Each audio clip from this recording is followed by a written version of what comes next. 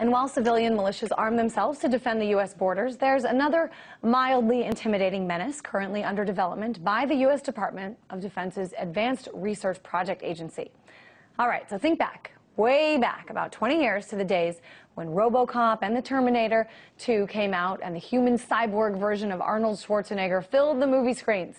A future with robots that seemed so realistic and human-like, but were almost too fantastic to imagine. Well, that distant future might be closer than you would guess. Meet Petman, a two-legged humanoid robot that can do it all. He can walk upstairs and run on a treadmill faster than most humans can. It has all of the physical dexterity of its organic creators, yet expresses none of the fatigue a normal human would while running.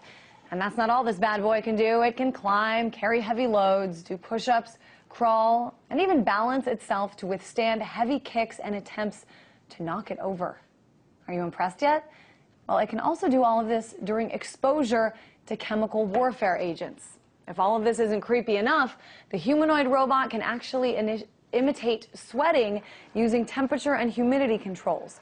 Now, chances are this super robot won't be hitting the battlefields in the near future. However, it does add a very complex layer to the direction war has taken in recent decades.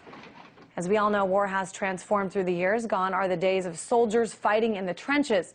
For the past decade, there's been a public debate over the use of unmanned aerial vehicles to kill enemy combatants. And now, possibly sooner than any of us would have imagined, we could be sending humanoids out to do our dirty work, taking lives, but risking none of our own. And while I cannot guarantee you how soon or whether this will happen, I can promise you this. When it does, and if it does, there will be a lot of debate, discourse, and even criticism over whether this type of warfare is necessary and why.